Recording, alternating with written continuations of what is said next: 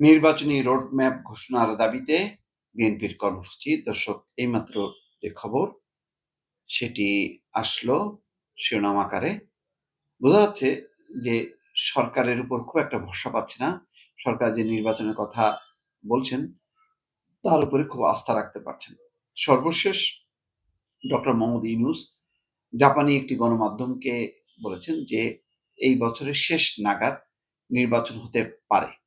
এই যে হতে পারে বা সম্ভাব্য সময়সূচি, সম্ভাব্য হতে পারে, এইগুলিতে আর আস্থা রাখতে পারছে না বিএনপি। ইতিমধ্যে বেশ কিছু ঘটনা ঘটে গেছে। সেখানে বঙ্গবন্ধুর বাসভবনে যে হামলা, সারা দেশে যে ধরনের হামলা ভাঙচুরের ঘটনা, তাতে পরিস্থিতি অন্যদিকে প্রবাহিত হতে যাচ্ছে।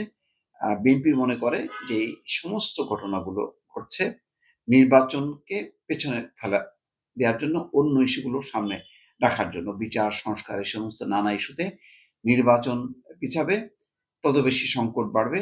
সুতরাং বিএনপি মনে করে যে এই সংকট দীর্ঘায়িত করা যাবে না। নিয়ম মাফিক যদি সরকার না থাকে তাহলে এই সরকার বদল করা খুব সহজ। সুতরাং যাতে এই সরকারকে হঠাৎ করে কেউ ফেলে দিয়ে যাতে আবার কেউ ক্ষমতা দখল না করে, এই কারণে বিএনপি চায় যে দ্রুত নিয়ম মাফিক একটি নির্বাচন।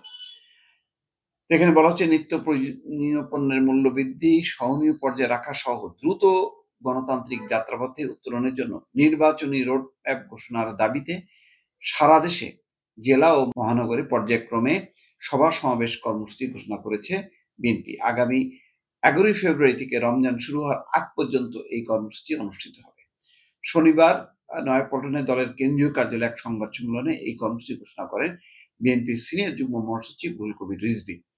রিজভী বলেন, নিত্য প্রয়োজনীয় পণ্যের মূল্য বৃদ্ধি সহনীয় পর্যায়ে রাখার দাবিতে, অবনতিশীল আইন শৃঙ্খলা পরিস্থিতি উন্নতির দাবিতে, দ্রুত গণতান্ত্রিক যাত্রাপথে উত্তরণের জন্য নির্বাচনী রোডম্যাপ ঘোষণার দাবিতে এবং রাষ্ট্রে পতিত ফ্যাসিবাদের নানা চক্রান্তের অপচেষ্টার মোকাবেলা সহ বিভিন্ন জনদাবিতে আগামী 11 ফেব্রুয়ারি থেকে রমজান শুরু হওয়ার আগ পর্যন্ত বিএনপির উদ্যোগে সারা দেশে জেলা মহানগর পর্যায়ে সভা ও সমাবেশ অনুষ্ঠিত হবে।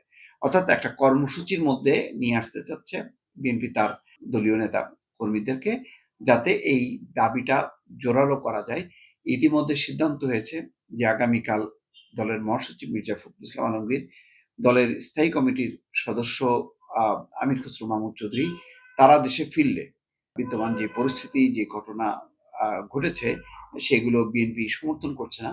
এই ধরনের আইন শৃঙ্খলা পরিস্থিতির অবনতি, যেখানে পুলিশ প্রশাসন নিষ্ক্রিয় ছিল, সেখানে এই ধরনের ভাঙচুর, হামলা, এই সমস্ত ঘটনাগুলো নিয়ে তাদের উদ্বেগ, উৎকণ্ঠা প্রকাশ করবে এবং একই সঙ্গে নির্বাচনের তাগিদ দিবে, যাতে ন্যূনতম সংস্কার শেষে নির্বাচনের সুনির্দিষ্ট তারিখ ঘোষণা।